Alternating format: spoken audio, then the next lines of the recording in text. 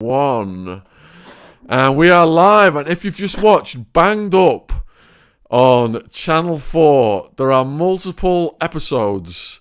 And we're seeing the celebrities settle into a reconstruction of a prison, going through the idealistic bubble, getting rapidly popped by people like Tony and George. And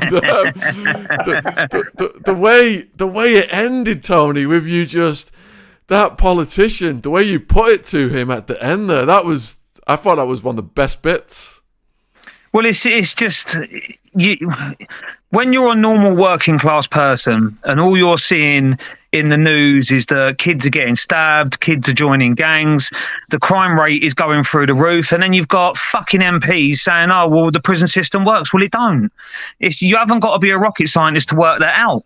And it was great to have the opportunity, which a lot of people don't. And I was really trying to represent every single working class person that screams at that telly and says it's not fucking working. And I had the opportunity to talk to someone that's in Parliament. And it was great. It was a great feeling to get it off my chest. And George, yeah, mate. Like I said earlier, very commanding presence, ex-prison officer. Yeah. And how did you feel going in there and getting back to work? So me and Tony did the pilot as well as the actual full episode, full screening. Okay, so I remember driving up to Shrewsbury. I love adventures, so I just thought, well, I'll have a go at this. And on the way up there, I remember phoning the wife and saying, I can't see how this is going to fucking work. And it's funny you got Tony there, you know, because we went into it. He's a character like myself. Whatever we do is full on 100%. We step up, give the A game every time. So I remember Tony.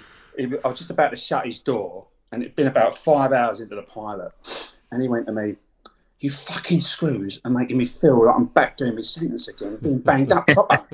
So I said, and you fucking cons are making me feel like I'm back on the wings road. And he went, it's fucking great, isn't it? I said, mate, this is going to work. This is because I spent 12 years inside, Tony spent years inside, right? And he's been around that environment.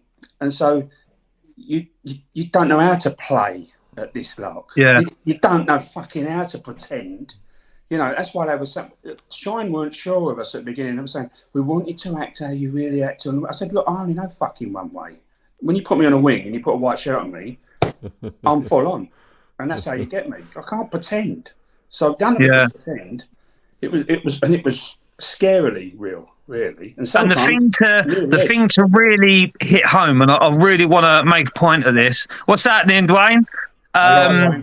A lot of people are messaging me going, oh, well, it's all fake. And I can't reiterate this enough. Nothing was scripted. Nothing.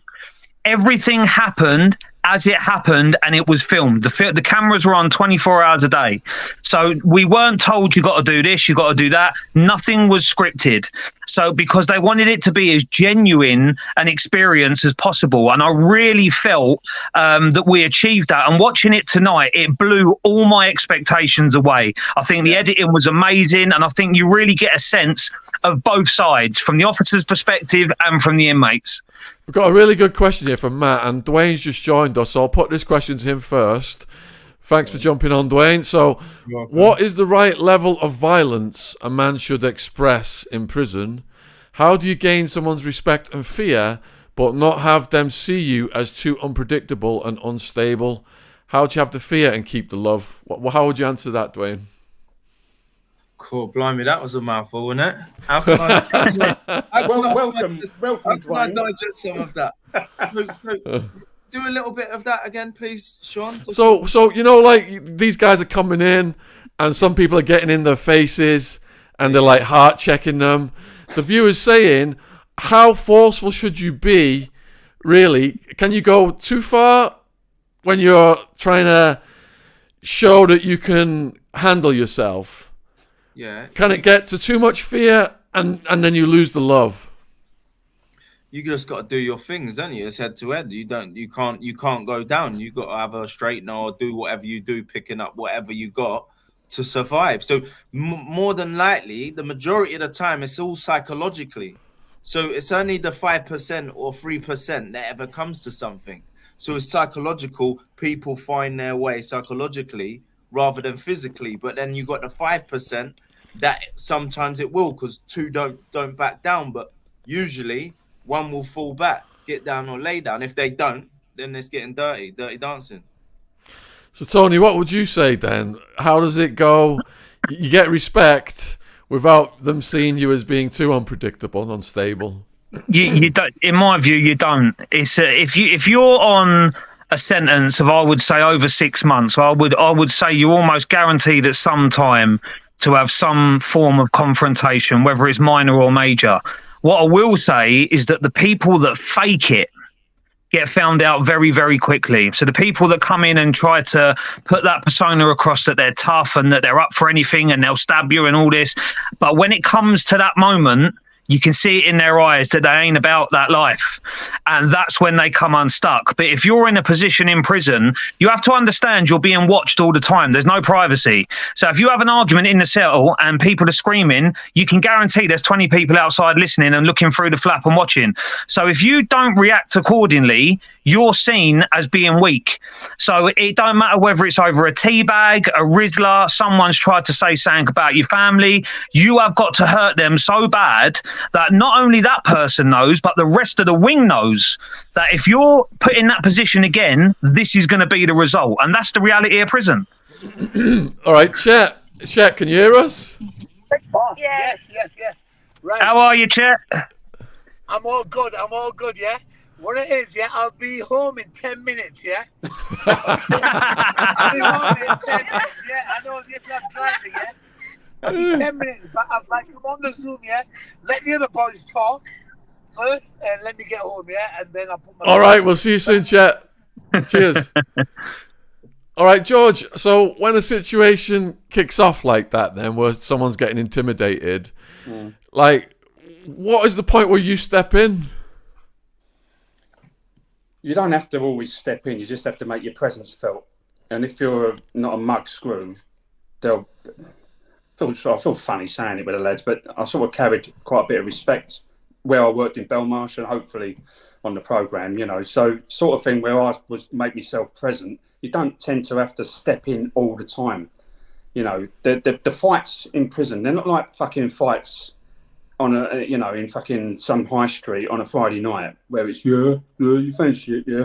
It fucking goes, right? So you're at 5 miles an hour, and then all of a sudden you're at 150, and it goes. So you become. It's a bit of a curse really of a screw, because even now you're watching body movement. Like there was a clip in the film in the actual episode that they didn't actually show the ending of it. That episode where Tony was cleaning the bogs or the showers with the MP Mercer, that was getting close, because I was watching Tony's body language just went from 45 degrees and then he started fronting him out. And I actually said to the governor, I said, if that had been in Belmarsh when I was back in there, Tony's mop would have been fucking round his head within about 3 minutes, right? So I was watching the body language, and I don't give a fuck if we're making a programme, men are men, and you challenge him like he was challenging him. He was belittling him. So I actually stepped in and said, Tone, go and refresh your water in your bucket. That's how I did it. I didn't say, oi, stop the fucking arguing. I just made another excuse for it so no one lost face. So it's just common sense. So in just going to fill his bucket up, it diffused the situation. A screw's job, sorry if you want to go on, but a screw's job 90% of the time is diffusing situations. That's what your job is. It's not rolling around on the floor. It's getting men who are up on the fucking ceiling back down to planet Earth and calming them down, because the little things will fuck them up. Good answer. All right, so we're getting asked then about what you guys is, how long you've been in prison, what for, that kind of thing. So I'll go around in a circle. All right, Dwayne? I've been in for most things under the sun apart from murder, but for violence, firearms, robberies, and petty theft and burglaries and driving offences when I was a kid. Obviously, the crimes progressed as I got older before I signed out, yeah. Tony? So if you're, I'm going to include remand time, because when you're remanded, you're still in prison. And like Dwayne said, at the start, it was minor offences: driving whilst disqualified, theft, burglary. Then it escalated to robbery, Section 8 and GBH, attempted murder, money laundering. It just escalates as you go up the chain. And this is one of the reasons why I constantly said in the programme, especially to Mr. Mercer, if you don't get that support, it's that progression that happens across the board with anyone that starts their life in offending. George, and how long were you a prison officer for? I was a prison officer for 12 years. Did my first 2 years on House Block 4 in Belmarsh. And then I became the first screw in Belmarsh to actually volunteer to go in what was then the HSU, which was one of the worst fucking places. So it was full of IRA, UVF, and we had contract killers, we had the Essex boys and everything like that. So it was going off all the fucking time. But I'd had enough of the normal wings. So I'd done 2 years just under 2 years with the IRA and that. And then I trained up to become a PEI. I'd done physical education, went to Whitemore, and then came back to Belmarsh as a PEI. Right, we're getting asked, was the show about confrontation and sensationalised as a deterrent? Dwayne? Say that again, sorry? So was the show about confrontation? Was most of the show about confrontation? That's what we're getting asked. I don't know what it was about, to be totally honest with you. I just took part. I don't know what it was about. I thought it was about showing the public about what's needed within the jails regarding rehabilitation, resettlement, and how fucked up the prison system is. Obviously, the series is what it is. Obviously, we've got to still wait for it to come. But I obviously thought it was to show the public, and then solution. What's the solution? Do you understand? So I don't know what it was about. I don't know the objective behind it, to be totally honest with you. Yeah, I think at the end, Tony was weaving in the solution when it finished the episode today. So, Tony, is a lot of the show about confrontation? That's what the viewer's asking. It's not about confrontation. It's about showing a multi-dimensional view of the prison system. And when I say that, if you look at past programs such, and I was lucky enough to be on Britain Behind Bars, and you look at Ross Kemp's time in Belmarsh, and there's been other documentaries on the prison system, they're all one-dimensional. You're only seeing it from an officer's perspective. And it's sort of the inmates are making up the numbers.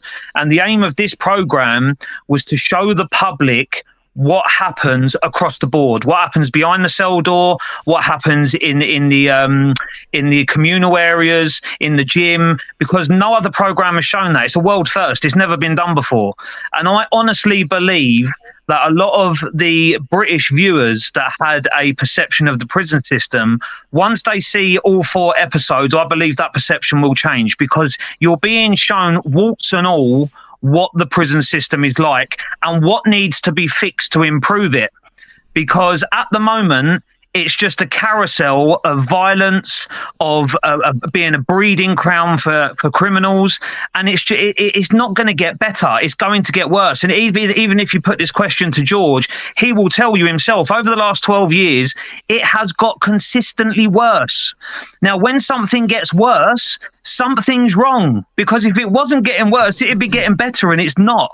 And I hope that this program brings about change at government level to improve and do a complete overhaul of the prison system in the UK. All right, viewers, if you've just joined us, we're talking to some of the stars of the Banged Up show that's just gone out on Channel 4 tonight. We're going to be doing this every week. If you've got any questions, wherever you are watching this, put them in the chat and we will get them to our guests. So I'll go over to George then. So, George, obviously a lot of confrontation is being shown in the episode tonight, which is why the viewer asked that question. But from your perspective, how much confrontation did you have to actually deal with? Was it mostly quiet? In the show, you mean, yeah? No, I mean in your career, in reality. The show's showing a lot of confrontation, but in reality, I imagine that was only a fraction of what you spent your time dealing with. Yeah. In reality, that depends on where you work, though. You know, so for instance, when I was working in the HSU, it was a fucking war zone. So it was every day. You know, the IRA were just kicking off. It was like a fucking prisoner of war camp. So, and I know I'm a sick fucker, but I really enjoyed it. I enjoyed that part of the job. I enjoyed the challenge.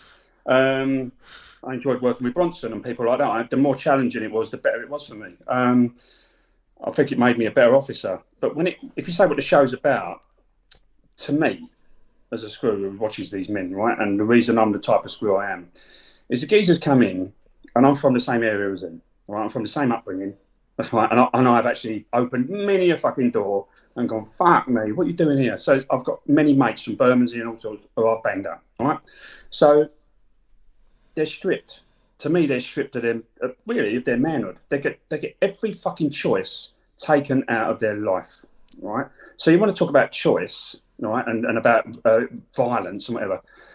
I'd get violent if I was banged up like these geezers. I would, because that's the only thing they've got any power over is who they're going to mix with, what they're going to take, what they're going to have. It's the only power they've got. They've got no fucking power. They can't even get, we put them to bed like babies. We tell them when they're going to eat and when they're going to. So that's why I never used to say, behind your door. I would say, do you mind getting behind your door, please? Because it was just using those words will get a better reaction from people because you treat them like men. So to me, it was about showing it's an inhumane place, but there are people, and I'm not the only one, there's plenty of screws like me who I've worked with who can try and make it a more human place.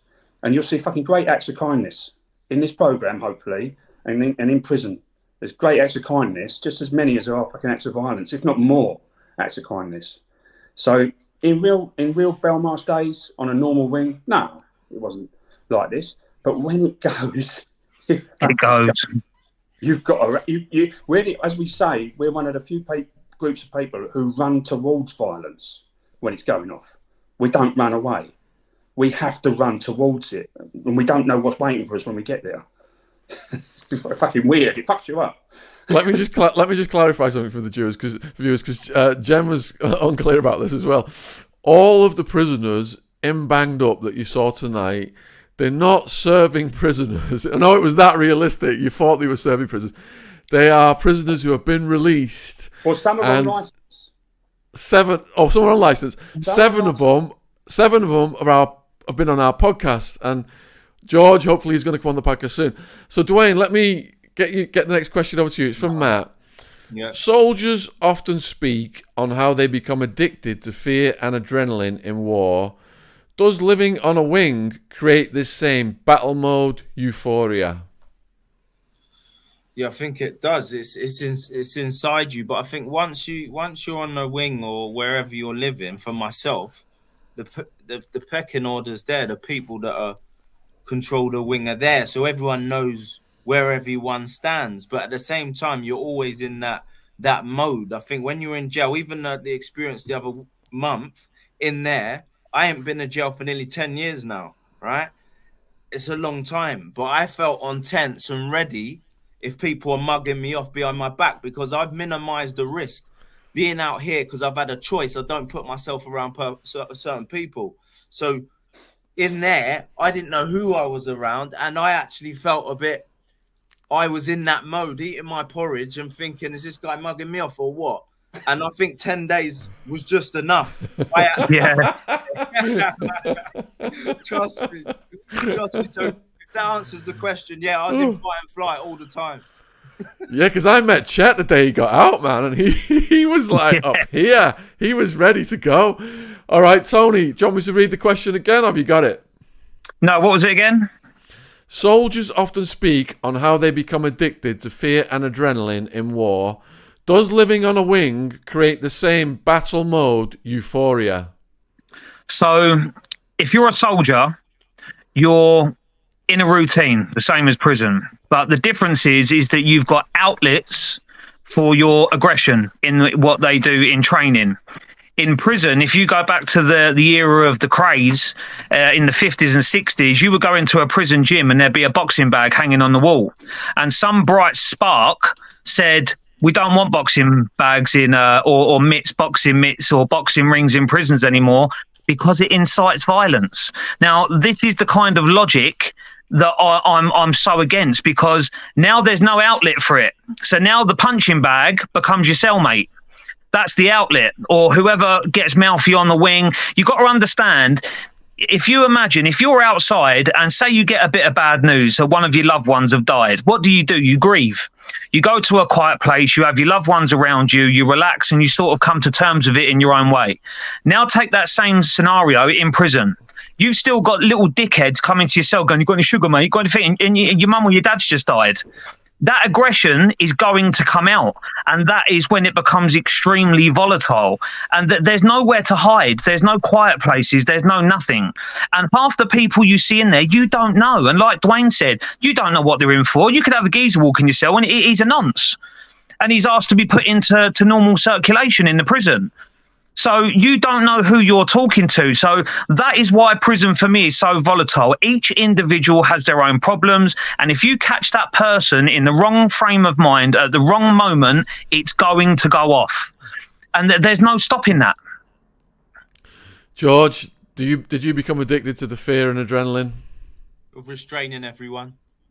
Let me tell you, Dwayne, I nicked 5 people in 12 years. No, I'm only joking. There's always more than one way to skin a cat, mate. Yeah. So addicted to it, no, because that's fucking dangerous. And I've seen officers get like that. I always used to say, look, I don't get paid fucking any more money to roll on the floor. I'd rather talk you down than roll you down, all right? So I'm not interested in that bollocks. Or rub you down in my case. Eh? Or rub you down in my case. But addicted to the adrenaline, no, because it can be as a job, it can be very fucking boring sometimes. You know, they have an old saying in the Nick, was happiness is door shaped. You know, when they were on bang up, they weren't running around like fucking lunatics. So I'll tell you where it went wrong. And this is going back to what Tony said with bad news and things like that. And I pride myself on I've got stories for your podcast, so I won't bring you this one up, Sean. But there's been times when I first joined the job, you're shitting yourself. And I'll be honest, my first day, the inmates can smell it, that you're a new screw. You don't. They could think you're from another nick, but they don't. They know you're new meat. And when you first join, used to get given 5 cons, and you was a personal officer to those cons, right? And that meant you were dealing with their probation, their family, every fucking thing they did, their sentence plan, the lot. And it worked so well. It really did work well. We did some really good work with people. So when they had a bereavement, it was the personal officer who went and gave the news if he was on duty. And you actually got up close to them and you sat with them. Do you need a phone call? You took them off the wing. You sat them in the principal officer's fucking office and they made a phone call and things like that. So it was more humane in that day because we had the fucking staff. Yeah. I mean, listen, I hate, as you heard on the programme, I fucking hate the Tories with a passion. But Thatcher built prisons and she filled them up with staff. And then they got it all running right. And then they went, right, let's fucking dismantle this now. Let's bring in a new system. And before you know it, that's why I left the fucking job, you're being asked to unlock 60 cons on your own. And you're like, oh, you're not doing that. They've been cutting the numbers back so much. Your fucking safety. You ask one of these lads, give them a key and go and tell them to unlock a wing. They get fucking battered if you've got a white shirt on. So that's what they were asking us to do. So no one cares about it. You think, well, I was have to look after myself, and I fucked off and left the job. And do you know what? Touching on those weird situations that I was just talking about, I was high risk. And I had escape from lawful custody on my record. So if I got a bit of bad news, imagine someone like George having to come into my cell. Imagine I don't know him. I've never met him before. And he comes and he says, right, one of your kids has gone, or your uncle's gone, or your nan's gone. And then he has to tell you, because you're high risk, you can't go to the funeral. Now, all I want to do is hurt someone, whether it's an officer or an inmate. Now, you imagine you're an inmate that's coming into the prison system for the first time, never been in prison before, and he's talking to a few of the kids on the landing, and they go, if you need anything, just go and ask someone. Tony's up there. He's quite experienced. Go in there and ask him. Imagine that cunt walks into my cell and goes, got a bottle of juice? Taking his head off because he doesn't know my circumstances. And like George said, all of that personal care is no longer there in the system. It's gone. Absolutely gone. Dwayne, did you get any situations like that? Like what? Sorry. Like what Tony just described. Yeah, not really. I've always from young YOYs to HMP, I've always carried the presence where I didn't really need to get into anything unless obviously I was creating something, to be totally honest with you. But just on the note with what George said about the prisons, the humanistic approach, that's how it was, because it was more heartfelt human beings back then. Because we've evolved and our hearts have become desensitized, not just with the prisoners, but even with prison staff, underpaid, A, B, and C, the stress and the strain. No one gives a fuck. So what I've experienced, the other day I went to a private Nick, I think it was Serco, Leicester, right? And I was collecting my data, because obviously I'm in, like, that's my business, is to do with rehabilitation, resettlement, and all my programs and stuff. So I was getting data from this prison, and they were saying how good the prison is, how the staff are looked after. They had the staff mess, they were getting fed food. Yeah, the prisoners, if they have one fight, they're out, so they know. There's workshops, they're learning all this stuff. And I was like, wow, I ain't seen this shit since I was like 15 in like Huntercombe, working jail. But it's actually happening in this new super jail. You go to Scrubs or Wandsworth or whatever, it's 23-hour banger, it's cuts, staff ain't getting paid fuck all, and it's just traumatized darkness within there. But I can see there's a shift from what Serco, I think it's Serco, the Leicester jail. Yeah, and they're making moves, because that infrastructure, what they're using there, is working, and the guys respect it. They're getting out throughout their day, doing rehabilitation, A, B, and C. So it is happening, but obviously the majority HMP, I don't know why that is. It's obviously the private jails are putting more into the people, because they need their sustainability, don't they? I'm getting asked by the American viewers where we can watch this. So if you're in America, we're talking about Channel 4 here in the UK. You'd have to change your IP address, and you'd need a VPN to do that, to watch it. It's probably blocked in America. So we've got 3 of the guys who are in Banged Up. It's on Channel 4. It was on this evening. If you've got any questions for them, put them in the chat. We're going to be joined by Chet as well here soon. So Neil's trying to get in. I've just spoke to him. I've just texted him then. He's just trying to access the link now. Yeah, I can see him. He's still in his car. All right, so Murray has got a question about prison policy then. So if you treat people like irredeemable objects, how can they be rehabilitated? And that was something you touched on, Tony, wasn't it? Because the politician was saying, it's not all about rehabilitation, punishment.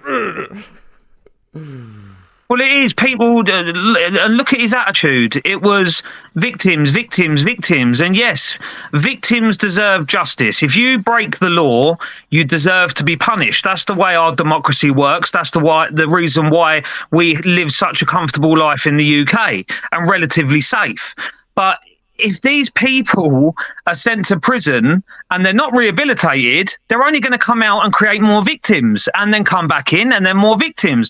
So you can rabble on about victims all you want, but if you're not going to help address the problems with the individual inmates, and let's face it, each person that comes through them gates has got their own individual problems. And like George says, the personal sort of focus on prisoners is gone. And that's the reason why people aren't being rehabilitated. There's no counselling when you're out for the way that the prison system's affected you. Probation is the biggest waste of taxpayers' money I have ever known. It is the biggest joke of a company that exists in the UK today. It does nothing. When I was at my height of offending, I was on probation. I go in probation, I go and get in the car, go and rob someone. It does absolutely nothing whatsoever. And that's because they don't care. And because they don't care, you're not being rehabilitated and you're going to go out and create more victims. Hello, Neil. Neil's Hello. joined us. Yes, thank you. I'm sorry I had trouble getting in. I've been listening to you all along, and it's great to see George and Tony and Dwayne. Yeah, I'm very happy to join in when you want me to. All right. Well, I'll put the question to you then, Neil. So the question is, and bear in mind, based on your experience now, your answer may have changed. Do you think that the prison system in the UK should have more emphasis on rehabilitation and education, or more on punishment? I mean, there's no doubt that my experience in Banged Up has really made me think about the sort of justice system, think about what's happening in prisons, and yes, it's changed some of my views, because I think when I was an MP, who didn't have a lot to do with prisoners and people that have been inside, so therefore, you say, well, lock them up, throw away the key. And what it really brought home to me, and I really do think what they did with Bang, to me was, hugely authentic.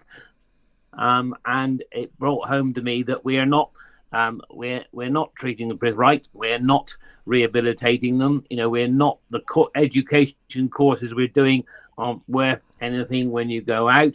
And the idea that, you turn them out with, 50 quid in their pocket and a postcode to go to, which might be a park bench, and then they're going to go straight afterwards, is madness. And I know George explained to me a lot about the way the prison system service and with the officers over the years has changed. Huge officers under huge pressure now. The numbers of prisoners to officers is crazy. And of course, when you go into that prison environment and you see, even with 30 odd inmates there, you could see that if they really, if we really all wanted to kick off, and you imagine you had 80 or more on a wing, and they all kicked off, there would be no chance. So yes, it gave me a huge experience, and it really has made me think, and it's changed quite a few of my views, really, because I think until we actually get an ability where prisoners are able to work when they're in prison, be able to earn some money, and then have a chance to go out at the end with some training, with a course that's worth something to an employer, then I think, we are such a huge waste of people. And I think I know that the problem I can see is that identifying those that are going to go straight and those that are just pulling your wool over your eyes. I get all of that, but I think we've got to do so much more. So I'm sorry to go on a bit, but there was definitely, for me, it was a hell of an experience. George was frightening, especially when I arrived at the jail and I was strip searched and keep your hands off the table and blah blah blah. But the whole thing. Tony, of course, he was a right pain in the arse, tipping water over me and putting rubbish in my bed and generally causing me grief. But if you watch the next show, you'll see that I did retaliate a little bit in the end. But seriously, you see, I think what was good about the show was that it had all those sort of reality TV stuff that it's entertaining for people to watch. But what I'm hoping is it will also make people think about the prison system. And like I have been listening to you all since the start, and I've just got in, basically. Well, thanks. Great answer. And it's good to hear that it is changing people's perceptions. Let's go around in a circle then. We've got George next. Did you see more punishment and less rehabilitation during your career, George? Yeah, because what happened was staff started getting disillusioned, and I'm talking top class staff, right, who I worked with, and the prison system just let them fuck off and let them go and do their own thing and left the system. And these were back in when I joined, beginning of the 90s, it was like they were recruiting from the services, and people who were disciplined in their way, but they knew how to run a system. And they knew how to be strong, and they knew how to be human, right? So you're always going to get an arsehole. There was arseholes on the other side of the bars as well as on our side of the bar. So you're always going to get that. But the thing with the system was you always looked at it and you thought, what is it the public want? Now, some of the public, they want their fucking pound of flesh, right? And they want these lads on the other side of the bars to fucking suffer. Well, it ain't my job to make them suffer, right? To me, the punishment is the loss of liberty. Okay, so we took their liberty away. Now, what are we as a society going to do with that? You're going to just put them in fucking cages that you wouldn't put your Alsatian in and let them fucking brew on it and stew on it and go fucking barmy and go out and you're all surprised. Oh, look, fucking crime's gone up. Right? Or are you going to go, let's pump some fucking stuff into this. Let's put some effort in as a nation, this great nation we're always hearing about. Let's turn it on this and the NHS, things like that. But let's put it into it, put some energy into it and see what happens over the next decade. let's fucking see what happens as a nation and actually stick to the plan and really put some effort in, because they've lost their liberty. And look, I've worked with them all where they go, do it standing on me, governor. Yeah, all right. Load of bollocks, all right? Because they're getting it in the ear hole from the missus. They're not seeing their kid's birthday. They're not having Father's Day. They're not going through Christmas properly. They all talk bollocks, a lot of them, where they say, I could do it easy and all this, right? They would rather it where they're coming out with something to show for that sentence and they don't have to go back to that fucking shit. And just to finish, people believe that the 19th century was a fucking tough, austere program. Well, let me tell you, at the end of the 19th century, the criminal justice system started to introduce trades for the young offenders. Crime went down. Crime went fucking through the floor, right down, because they started to give them apprenticeships and started to train them while they were in prison, training prisons. And then it was just, the public weren't happy. They want to see people suffer. It's a fucked up thing. Yeah. Norwegians are with it, in other countries, progressive nations. But our country seems to have this thing where we can't decide whether we're push me or pull you. We want them banged up, but we don't want them reoffending. All right, well, we're going to bang them up for 24 hours a day in scrubs. Well, good luck with that. But I'll Sean. Welcome, Chet. How was your experience in the show? Yeah? Yes? Yeah. Am I on? You're on. You're live. You're on. Yeah? Right, okay, You're on, guys. yeah. Listen, I've had loads of fucking drama, man. Loads of drama. The close off the fucking A1. Had to take loads of back roads, this, that. Anyway, I've heard the convo all the way through, yeah? Okay? I've heard the convo through, and I feel like cutting my fucking wrist. Don't do it. Pick the show up, guys. Pick the show up a little bit, man. It's depressing as fuck. That's what prison is. Come on. Sort it out. Right, okay. Go, Sean. Fire away. Chet. How was your experience then? Was it a worthwhile thing that you did? Did you enjoy it? Give us a little insight. Yes. It like sort of awakened me again. Yeah. Senses what I had inside, what I lost when I left jail, because they do leave you, but it's good to have them around you, because they do keep you aware, they keep you on your toes, they keep you totally on it. And that I lost, which you normally do. When you're on the out, you get into this, get into that, blah, blah, blah. And it's all a bit easy and free and easy, but in jail, you're on it every day because you have to be on it every day. And it brought that awareness back to me. The courses as well. There was a mental health course I walked out of, the drug course I walked out of. There was one that was fucking quite good. I forget which one it was, yeah. It was one where he got all a bit emotional. But I can't talk about any like future shit, what's happening on the show, yeah? Okay? I don't want to give the game away. But it brought a lot of awareness back to me. And after I left, I met you on the second day.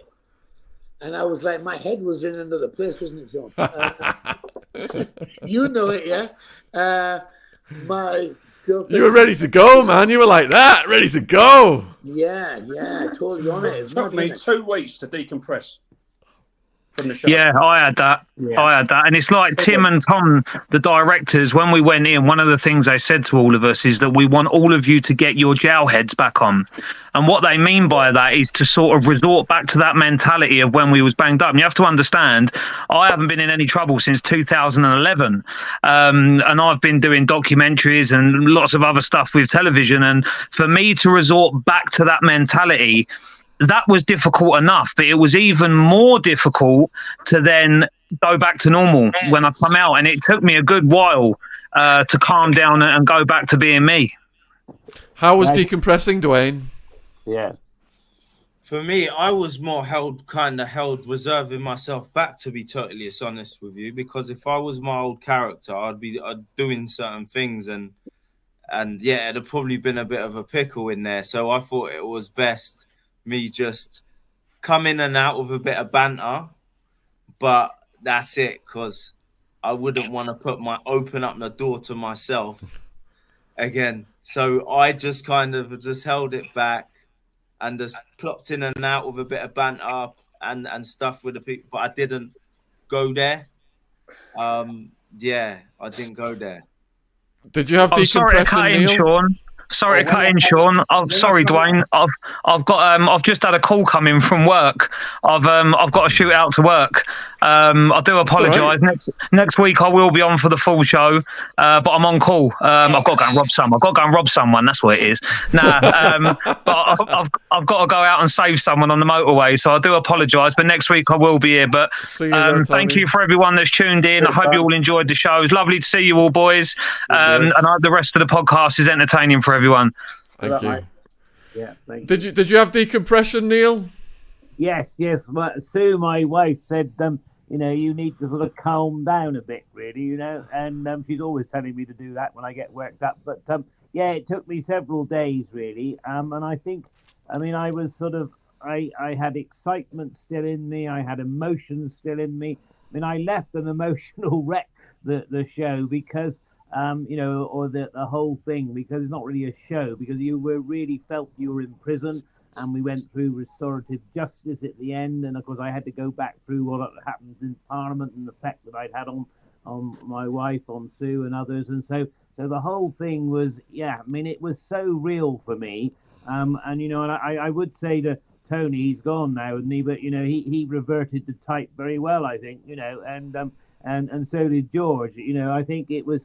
And Chet, of course, he was the one who said to me, when I was sharing a cell with him, I don't kill the innocent. Well, I was hoping at that stage I was the innocent, you see. And so, he was so realistic.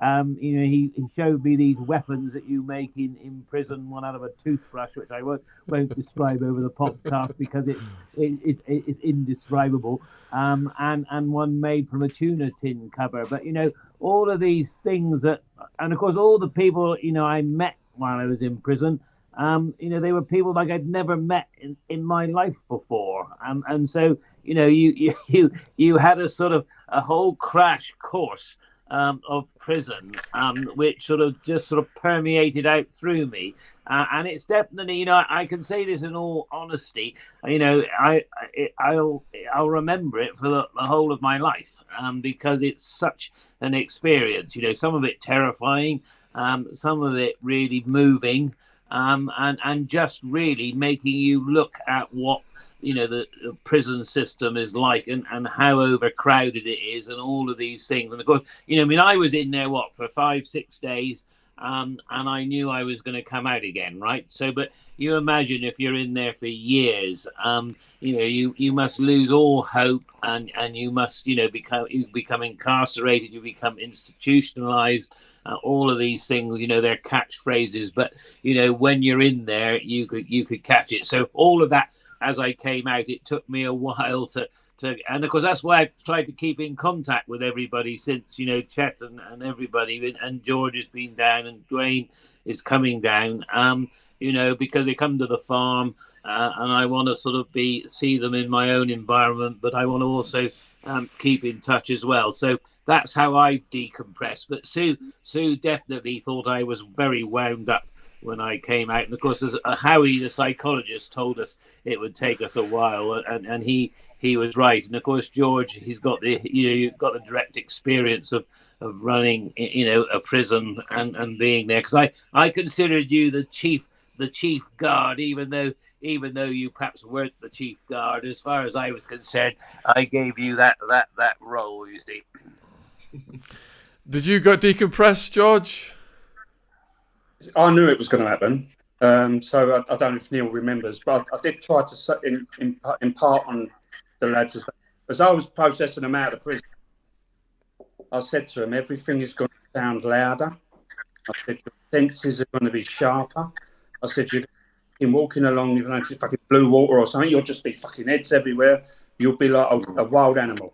I said, when you come out for the first 4 or 5 days, everything will be louder. And you'll have a quicker temper over things.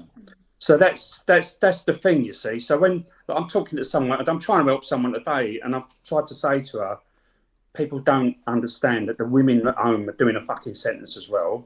But when your fella's getting released, I've told her, talk to me, because I'm going to prepare you for when he comes out. I said, because he's going to be different. I said, but it won't last. It's just going to be a decompression. He's got to come back up to a vibration level of the street.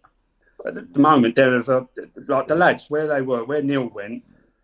I don't want to give the game away, but I tried to prepare Neil for fucking getting his head straight and going in, right? Because the vibration level is fucking fast and it's on you, and you sink or swim, right? And then all of a sudden, bang, you're back out on the street, and the vibration level's like, but you're operating a fucking like a bongo drum. So you've got to be prepared for that and allow yourself the space to do it, and give yourself, like, take yourself away. Like, where he lives is perfect, bit of countryside. Take yourself away from everything before you split heads open. That's why people come back inside so quick. Right. Yeah, Gogglebox fought. Split their heads open where I live, George, do I? Yeah. All those cows. Got the animals to look after. Yeah.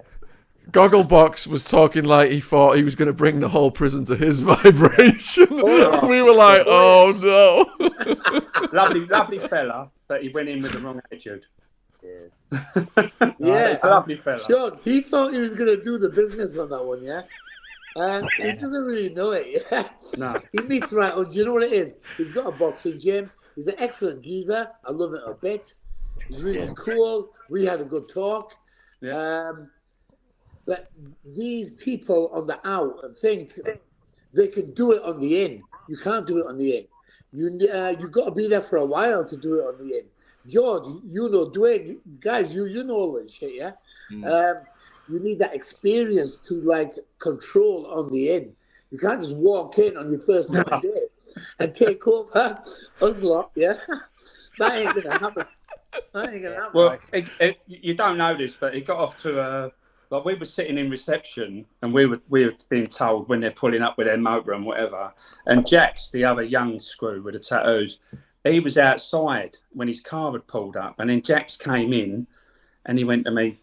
He looked at me, got out of his car, and he went, the enemy. Like that. I went, fucking hell, that's a good start.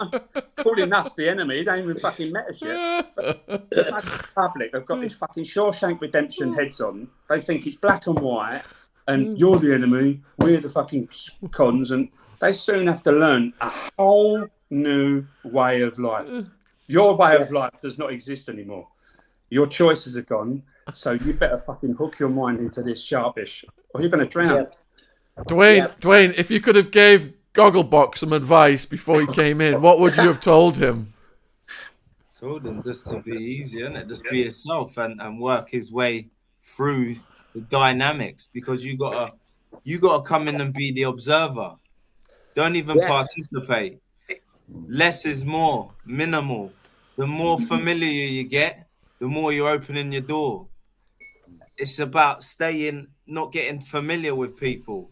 And keep that shut. The more information you put out, the more they're gonna work you out. Yeah. And then they come in. Yeah. Neil, Exactly. do you have prison survival advice for the newbie? Yeah. Just go in and take the punches, and listen, and then, once you start to get a bit of rapport, once Chet had stopped, giving me the whole riot act, I was able to we got on very well, and we get on very well now. So it's a case of, not going in with preconceived ideas, not be too judgmental either, you see. Because there was one guest, I won't mention his name, but who I thought was very judgmental, and I think you realise that going in with prisoners that have reformed, they've had a pretty bad past, but you accept them as they are, and you get on with it, don't you? And I was thinking of that method of dealing with it. And George, when I came in, the advice you gave me to join in, basically, you join in with prison life, and that's what I did. And I think that if there's one message I would say to everybody, if you had to go into prison, join in with it. Now, yes, you will meet some very difficult people, and you will meet into some real problems. But I think the more you join in, the better chance you have of survival. And I think Neil, we're losing your audio. Can you get your mouth closer to the device? All right. So yeah, Thanks. is that better? I probably got my finger over something here. But you know, it's very much a case of survival and going in and joining in and being part of the system. You know, you don't necessarily enjoy the system, but that's how you do it. And I think if you sort of stand back away from it, you don't stand a chance, really. Chet, was Neil your best ever cellmate? Best ever, right. He was scruffy as fuck, yeah. I've had tinier than him, scruffier. But I think nobody really dare be more scruffy than him. I think he had a... Are you on? Mm-hmm. Right. He was really scruffy, yeah, Sean. One incident, I don't know if this is going to be shown or not, yeah.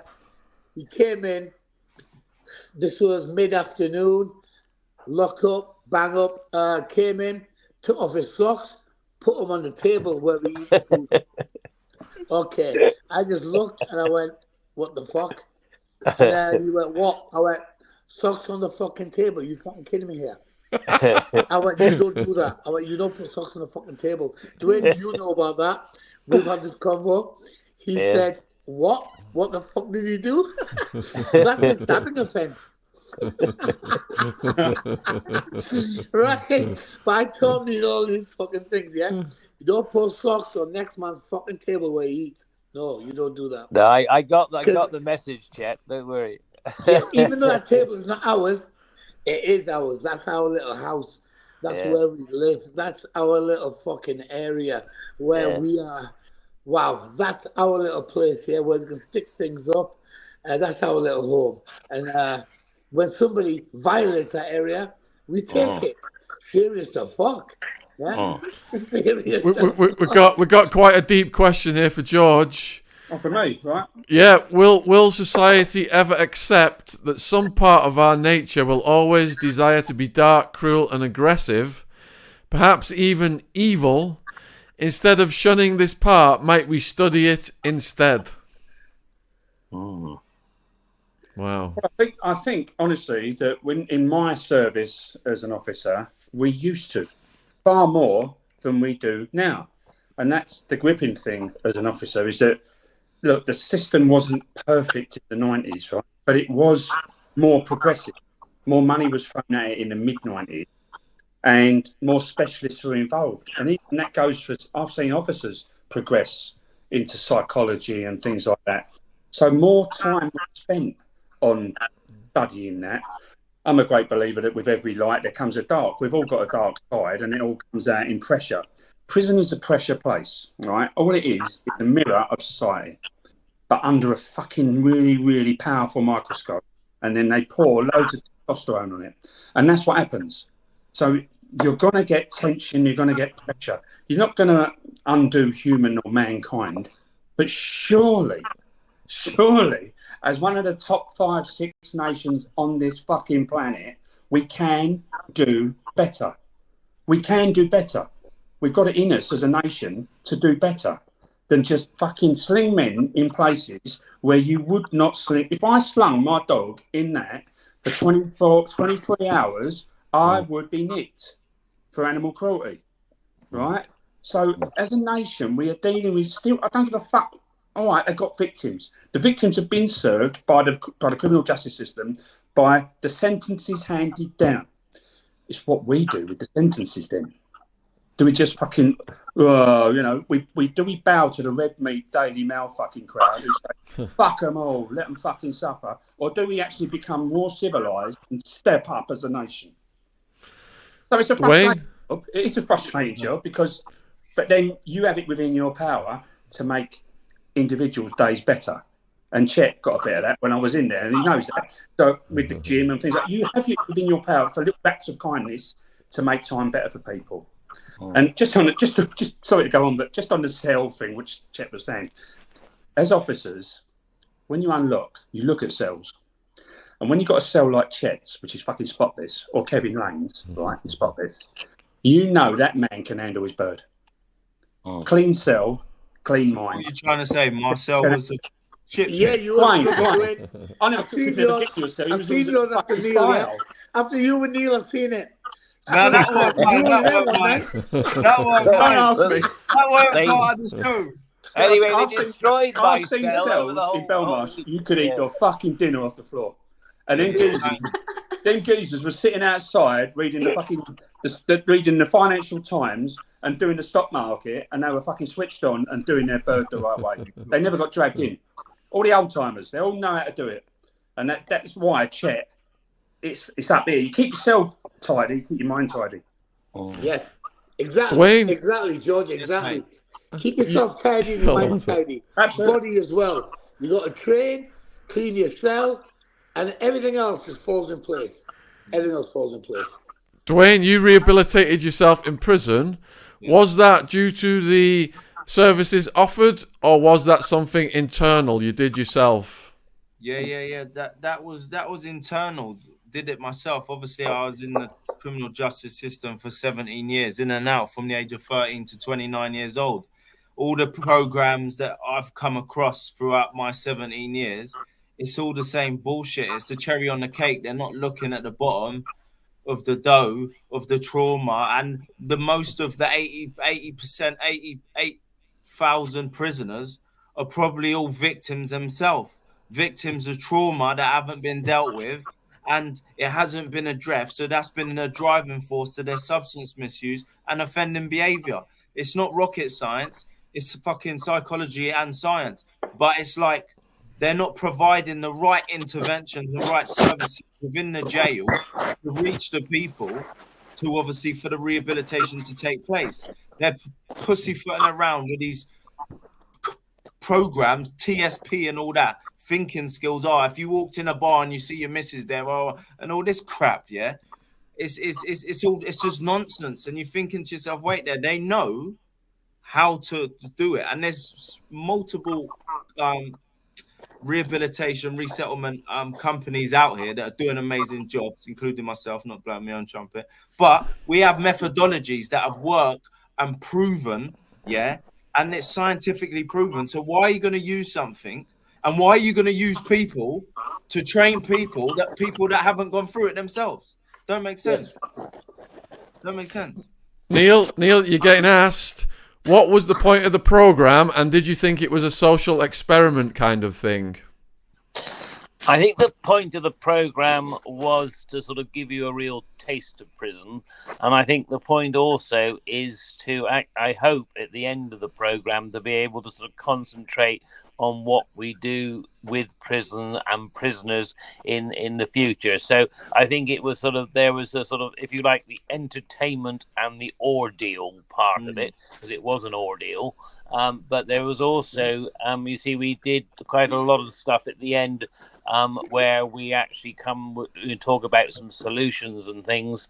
And I think, that's what's needed, because, to make a sort of financial point, it cost between 120 and 150,000 pounds a year to keep a prisoner in jail in the conditions that George talks about.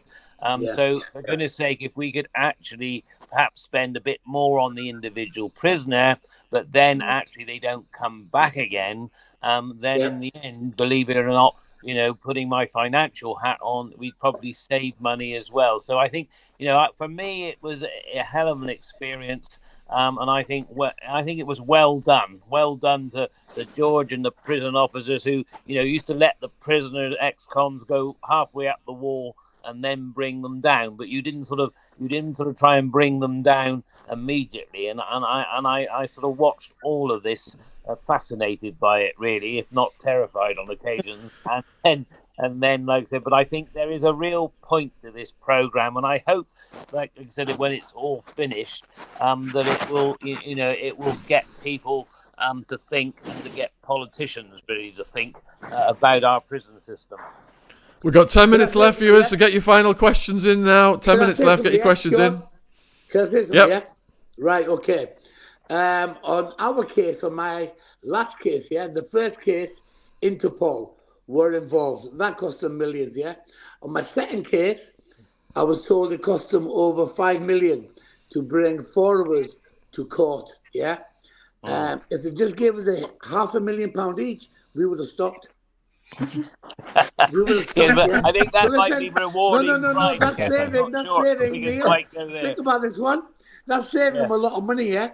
Just give us a £500,000 each, and we'll stop, and we'll be good boys, and you don't have to send us to jail. We'll probably have a shop and all that even, yeah? I don't know, who knows, yeah? So I have a think about this, guys, yeah? 5 million to bring 4 of us to court. Yeah. And then all the time in jail, more cost, yeah? John, it's a no-brainer. Just pay us off, innit? George, when you hear that it costs that much to house a prisoner for a year, how does that make you feel? Do you think that should be going into officers' salaries? Officers' salaries. Okay, you want to start with the salaries. The salaries are a lot better than when I fucking joined. Okay, let me tell you that for a start off. It's about attracting the right people, right? It's about upping the standards. They lower the fucking standards everywhere. They lower the standards of the old bill. They lower the standards of our game. And when I left, it was fucking laughable. When I left ages ago, and it's got even worse now. You know, when I started, it was level 8 on the fucking bleep test, minimum. When I left, it was level 4. It was like a fucking stroll, right? It was just people who weren't of the same stature.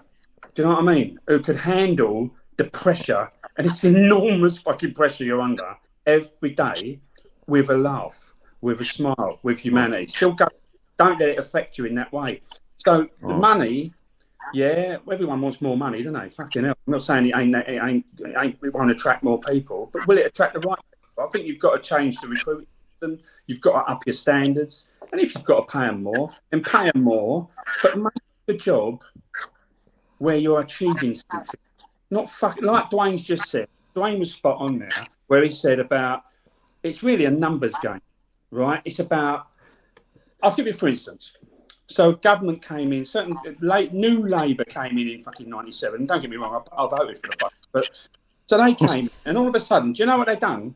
They done this. They went, right, every drug fine at the gate with visits, when a dog was doing a tap, they were taking the fucking puff off them when it was, and they were binning it.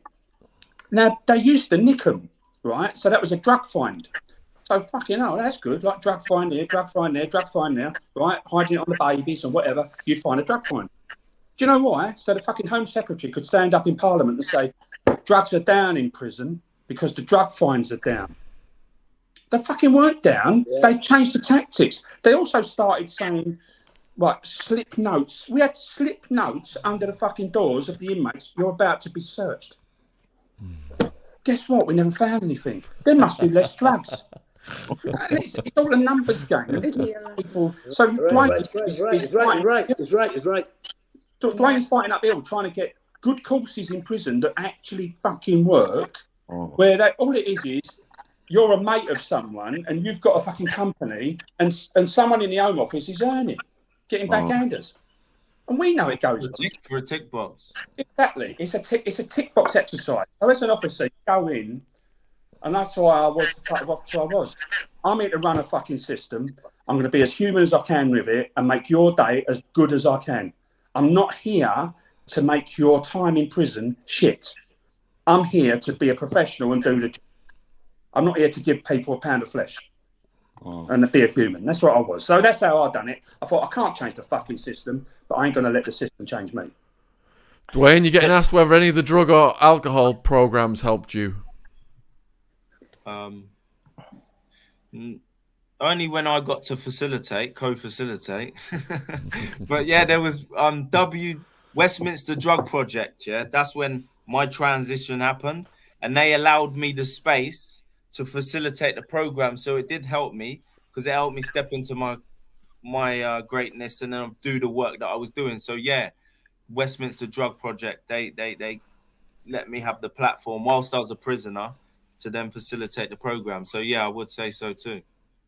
Neil, you're getting asked, who is going to listen to the findings of this experiment? What do you think they will do with the evidence? Hear me or not? Yeah, I can hear you, yes. Right. Yes. Can I just say to George in particular, I think what I liked about George is that you have a presence, and that's what matters, I think, with a prison officer, is that you are able to deal with the prisoners. You're not one of the prisoners. You're an officer. You're a screw, as they call them. I never quite got to calling you screws. I didn't go quite that far. But I think what I saw in you is what we need in so many prison officers: the ability to be able to deal with prisoners, and for the prisoners to have some sort of respect for you. At the end of the day, and all right, yeah, they're all difficult, and some of them may never have respect for anybody, but they're more likely to have respect for you. And I'm not just saying it because you're here on the thing, George. I just genuinely thought that, and that's how I believe in life. And I think we just haven't got enough prison officers, and I just don't think we've probably, they're under pressure, and I don't think we always get the right ones, as George is saying. But I think until we get more prison officers in the prison, so they're not so stretched, we're going to have a great difficulty in getting the right officers in there, and it's just getting worse as far as I can see. Well, then, George, you talked about the private systems and others that go on, and the fact that lots of tick boxes, a lot of drugs are, prescription drugs are dished out because that suits the companies. All sorts of things I learnt while I was in there and since. So we just got to put it to good use, haven't we? But I'm praising George to the hilt tonight, but I believe it because I just felt that he had the right attitude, and if we had more like him still in the service, I think it'd be a lot better. And then we get Chet and others and all out. But I'm not convinced by Chet. My powers of persuasion in Parliament were pretty good, but I think the idea that instead of spending $5 million on knocking Neil, we give him $500,000 and he'll go straight. Neil, I can understand the argument, but I think it would take a bit of doing, Chet. There's Olivia's there as well. Hello, Olivia. Working out the stats. About 80,000 guys in jail, yeah? There's only about 20 of them hardened. About 20, give them all $500,000 each. Yeah. They won't stop. Jails will be empty. The only people in jail will be crimes of passion, where you find your missus fucking somebody and you come in and do them, yeah? Okay, it'll just be them ones. It'll be no drug dealers. It'll be none of us, no bank robbers. $500,000 each. We won't pay taxes after that even. It's a no-brainer. It's a no-brainer. Yeah, no, I get your argument, Chet, but get me a Parliament, will you? Get me a Parliament with this shit, man. And the staff that they're hiring now are 21 and 23-year-old young girls. Yeah, that's what they're employing now. No, they are. They are, yeah. and boys. They're 21, 23-year-old boys and girls that are being hired now. Yeah. You see it. Yeah, you see, the point that Dwayne was making just now is they've lost, George. Yeah. Sorry? They've lost the old school officers, and then they've brought in the younger officers now. I know, I feel sorry for them. With no life. Tucked in at the deep end. Yeah, he's right. He's right. And I feel sorry for the screws. And the kids terrorise them. And the men terrorise them. Mate, I've worked with officers just like me, right, really were committed to the fucking job. Yeah. Not bullies, right? Because I didn't have it with cunts, right? So there were good officers doing really fucking good work. And then they just had this thing of get rid of the dinosaurs. Get rid of these fuckers. We stood up to them, see? We stood up to management. Get fucking rid of them. And they wanted little fucking droids running around the fucking prison, doing as they're told and not knowing what they were doing or fuck all. And they gave the prisons away. The alarm would go off and they run off. Oh, no. Yeah, I can imagine that. The alarm are going to run. They're supposed to run to the job. we just pandemic. I've got a mate. He went back to work in Belmarsh just for a short stint. Right, cab driver mate of mine, and he done a knowledge with me while I was at Belmarsh, and he went to me. The screws looked at me. I was up on the toes. And I was having a giggle with some of the old cons. He says, and they come up to me and they went, "What are you doing?" He went, "I'm having a laugh with the lads." They went, "We don't do that. We just stand down on the desk. Don't get involved with them. And he went, well, fuck off. He said, back in the day, we always played fucking table tennis with them. We did play pool. We had bets with them. We took them down the gym, fucking worked out. And he was like, they were like, we don't do that. They don't interact now. There's no interaction. Yeah. Fucking, I'll tell you what, you want to hear some of the stories, I'll tell you the stuff I got up to. Mm. I had some great, and that's why I've got on my Facebook loads of ex-high-risk cat A's. Because I interacted with them. I had fucking laughs with them. The man who's laughing with you is far less likely to fucking jug you or stab you. Let me tell you. We just got a few minutes left, guys. What can the viewers look forward to in the rest of the episodes? Can you give us a clue?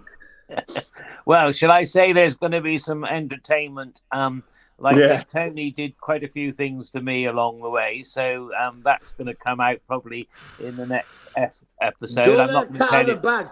And then I got him back. Yeah, I got him back as well with the help of Chet. No, don't tell him. Stop! Don't tell him. Stop! Yeah, because I'm going to definitely get Chet. You know, I'm going to make sure that he serves time for, you know, what I did as well as me, you see. So, you know, I'm going to share around the responsibility of this. So, but no, there'll be quite a lot there. And, like I said, quite a lot of stuff. And then, we have an interesting night at the end as well. And, there's plenty there for people to get their teeth into. And like I said, at the end, we hopefully talk a little bit more about the future of prisons as well. So I'm hoping there'll be some quite sort of reasonably serious stuff towards the end, but we will see. We haven't seen the episode, you see. Chet's about to come in now. He's going to put me right. Okay, Sean, right. The first episode is the first day or two, yeah? That's where we're all fresh, just going in. We're all cool and easy. But the second, third, fourth day, it kicks in. The emotions start. George knows all about this. He had to calm us all down, and he did. He had to calm me down once. Yeah. And he did do a good job, yeah? That's what you need, yeah? Because the other ones were scared to even come near me. But George spoke to me, calmed me the fuck down, and I was cool after that. So this is what this is what George lack, yeah? It's that effect. It's a George effect. Because otherwise, if they're scared to talk to you, they just close the fucking door, don't they, George? Yeah? Yeah. They close the door and that, yeah. Not my leave him. But you went, no, I will speak to him. Let me talk to him. And you did. So there's loads of emotions. Shit was going. Our heads were back in there. After the second and third day, it started to go back inside. Yes, it did. And that's what's come. Why should people keep watching, Dwayne? To watch Peter drop the soap in the shower.